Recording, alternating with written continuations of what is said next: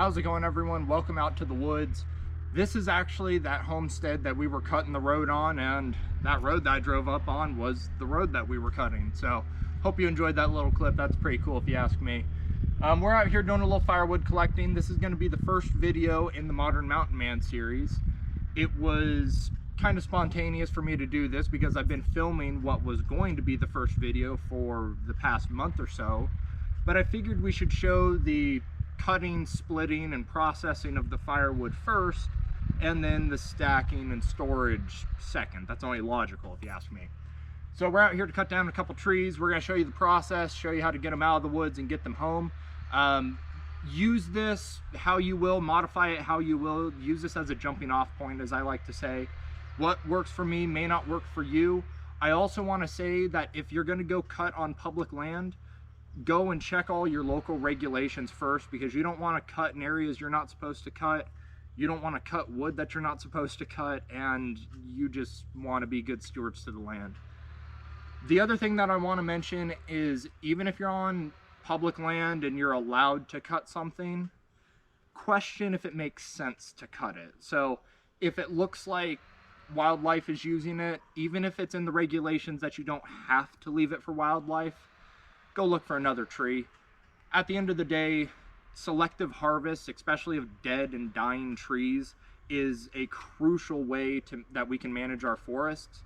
So let's continue to be good stewards, like I say, and take trees that need to be taken down versus trees that we just think would be fun to take down, let's say. With that out of the way, I'm gonna shut up. Let's get to work. So here's our victim. This tree is 100% dead, no live needles. The bark's actually peeling off of it quite a bit, so it's a perfect candidate.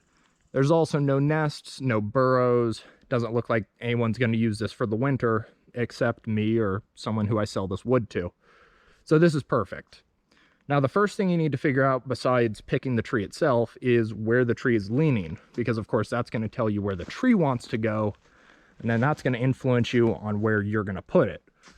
So this tree has not a very pronounced lean, but a bit of a lean that way.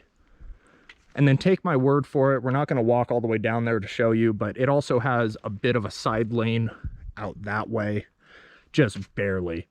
So all we're going to do is face it basically straight that direction, and we'll show you that process. And then, yeah, should be a really easy fall. Now, I do want to show you, again, we're on private land, but there's an old skid trail that runs right here. Now this tree is going to fall across this skid trail. If it was on public land, you would have to make sure that this trail or road is not currently in use, not currently being serviced. In most cases, the Forest Service is going to frown upon you falling a tree across a main road or a main trail. So just want to be careful about that. But once again, we're on private land, so we're not really too concerned about messing up the old skid trail. Without any further ado, let's get this tree faced up. How's it going, everyone? Something I forgot to talk about here is the rule of thirds when you're felling a tree. Typically, you want your face cut to be 1/3 of the way into the tree, and that gives you 2/3 of the tree for your back cut. Now, of course, you do want to leave about 1 inch to 1.5 inches of holding wood, but in general, 1/3 face, 2/3 for the back cut. That gives you enough timing for your back cut so that you could check, double check, triple check things as you're cutting it up. It also gives you a lot of leverage if you're wedging it, and it gives you a good fulcrum point to get that tree over and get it falling.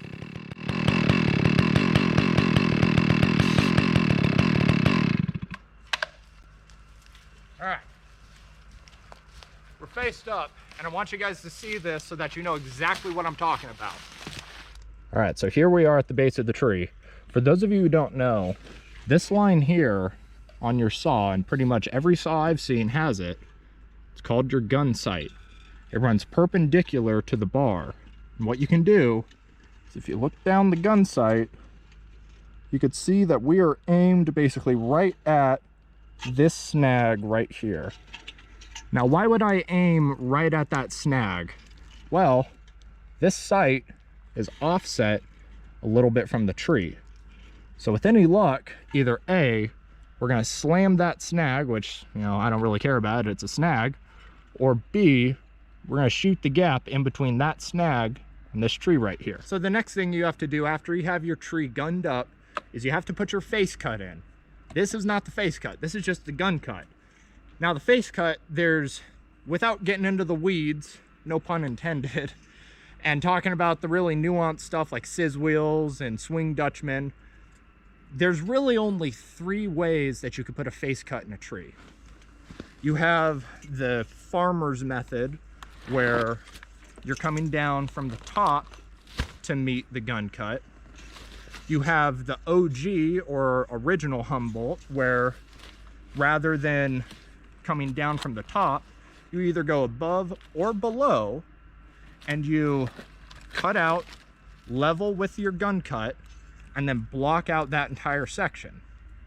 The third option is the modified or modern Humboldt cut. And that's where you'll see guys, specifically here on the West Coast, come up from below the gun and angle their saw up, kind of making a smiley face, as fucking Billy Ray likes to say. Now, why would you want to use one over the other? Now, I'm not going to say that you should never use the farmer's cut, but most of the time, especially if you're cutting conifers, it's best to use either the OG or the modified Humboldt. Why? Well, if you have the farmer's cut right here, you put this angle on this tree, you come in for your back cut, all you have holding this tree and preventing it from shooting back that way is that little strip of holding wood, right? So if that holding wood happens to break, which these snags are dried out, you know, there's not a lot of give to them. If that holding wood breaks prematurely, the tree can, it's not guaranteed, but it can shoot off the stump, like I say. With the OG Humboldt cut, the original, you're blocking out that giant face, and then you have this flat surface that can mate up with this flat surface and prevent it from shooting back. In other words, the stump is preventing the entire tree from going backwards. And with the modified or modern Humboldt cut, where you come up from the bottom, it's essentially doing the same thing. The only difference is you're increasing the risk a little bit, because in theory, that angled cut is not gonna prevent the tree from slipping as much as that flat cut. But at the end of the day, let's remember that that tree would literally have to jump up that face cut. It would have to, you know, jump up and over, rather than with the farmer's cut, it just literally has to slip off the stump. So I hope that makes sense. I'll probably put some pictures in while I'm talking here so you'll get an idea as to what I'm talking about. Now, the other reason why you might want to use an OG Humboldt cut over a modified or modern Humboldt cut is if you mess it up. If you mess up your Humboldt cut coming up from the bottom and your cuts don't line up, you know, rather than trying to go above it and cut it out again or go below it and cut it out again, either way, you're really running the risk of just messing it up even more. It's better if you just block it out, because you can literally cut, I can cut this entire front section of the trunk here, just blocking it out. And as long as it is parallel with my gun cut, as long as everything matches up as it should, this tree will fall where I want it to go. So if I really mess up on that Humboldt, I can just block it out entirely. We're good to go. Hopefully I don't mess up on it though, because I like showing off for the camera.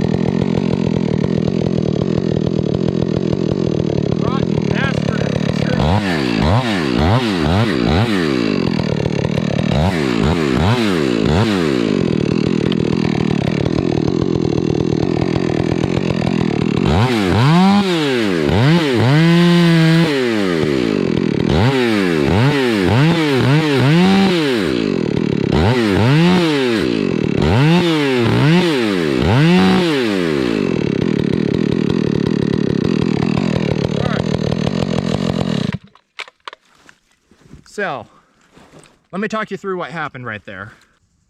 When I first came in for the face cut, I was a little bit short on the gun cut. So that's where I pulled the saw out, kind of angled it down a little bit, rearranged, came up. And now, normally, when you get that close where you see that face you're trying to cut out start to move, you can usually hit it, kick it, like I did, hit it with the dogs, and it'll pop off. But, of course, this thing is a snag, and it's been here for a little while, so it just broke into a bunch of pieces. So... had to cut it a little bit more than I would have liked. It really would have been better if I took my axe and knocked it out. But hey, if you notice, I'm not wearing my harness, and that's because I was dumb enough to leave it at home. So if I do need to wedge it, I do have some wedges, but I'm just gonna need to use a little log to bang the wedges in. Nevertheless, once the face cut came out, there was a little bit of a Dutchman on this side. What's a Dutchman? A Dutchman is where you have your gun cut and your face cut not line up, and you have the kerf or the cut from the gun continue on a little bit further than the face cut. So again, all I did once that face was out of there and I noticed it, back the saw out, angle it a little bit, just kind of twist the wrist, hit it a couple times. And as you can see, we have a pretty damn good face cut here. It's not perfect because of course I didn't hit it on the first try, but it's pretty good. So we're about ready to let this guy rip, but before we do, we need to talk about escape routes, because you don't want to let this guy fall and not have an idea where you need to go.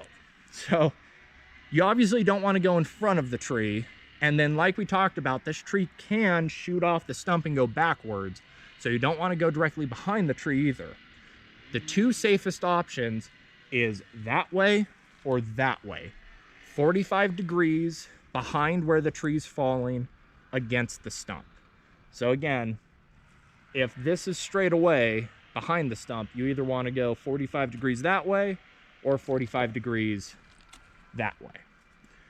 So that out of the way, I'm going to move the camera, and the back cut is pretty straightforward. Straight and level, about 1/2 inch to 3/4 of an inch above your gun cut. Some people will go right at your gun cut, but it is a little bit tricky because if you shoot below it, you're really messing up your leverage if you do need to wedge it over. So you want it to be a little bit above. And then you want to leave about, we'll say, 1 inch to 1.5 inches of holding wood. If this tree, or any tree for that matter, that you're cutting just starts to go, if it's leaning, if it has a lean, it'll go a lot faster than you expect it to. So you have to be ready for it and be ready to get out of the way and leave extra holding wood if it's going that fast. If it's barely moving, it's not moving along, take your time. Make sure you get that holding wood cut up, make sure it's nice and straight before you go and, you know, kill your saw, sink a wedge in.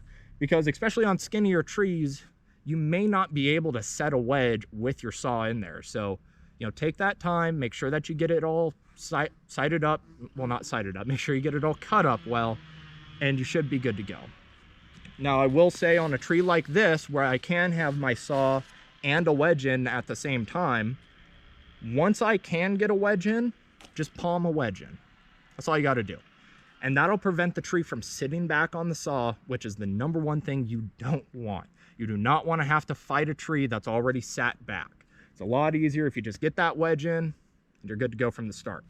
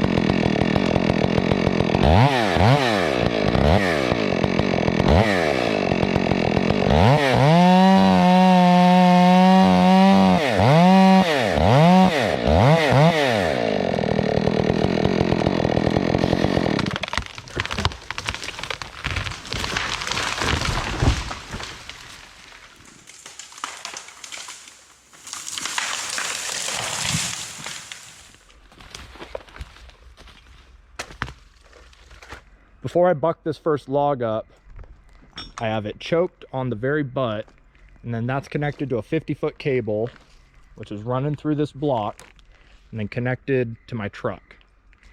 And this is a very common setup. You'll see a lot of setups just like this, you know, long cable, a block or two, and then a nice pull truck. So nothing too out of the ordinary with this. Why did I choke it from the butt, and why did I do that before it's bucked up? Well, once I buck it right about where my saw is, that butt end is gonna drop, and there's a pretty good chance that it may also roll down the hill, or at least go down the hill a little ways.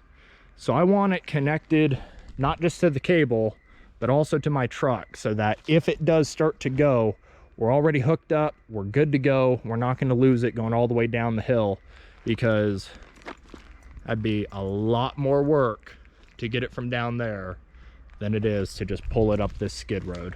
I also want to show you guys that this is my preferred type of clevis.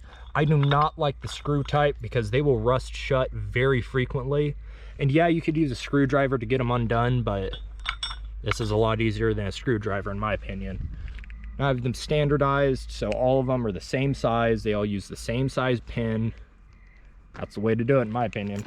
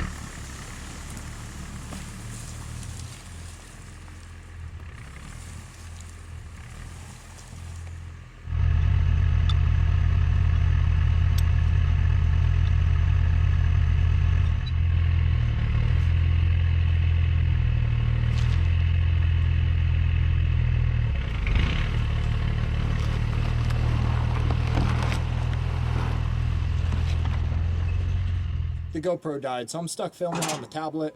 But thankfully, all we have left to do is split those logs and load all the split wood into my truck, haul it home, and that's all she wrote, really. In the next video, like I mentioned, we're going to be talking about stacking and storing that firewood because I don't really have a big woodshed. I got something similar to a woodshed, and we'll talk about that in the next video, but with that, you guys, I got a lot of wood to split. I got a lot of stacking to do in the bed of my truck. So I hope you enjoyed this video. I hope you learned something. If you did, please leave a like. Subscribe if you haven't done so already. Comment down below if you have any questions or comments. I will do my best to answer any questions that you may have. Share the video with someone you think also might enjoy it. And with that, thank you for watching. Think for yourself. Shoot straight, and I will see you next time.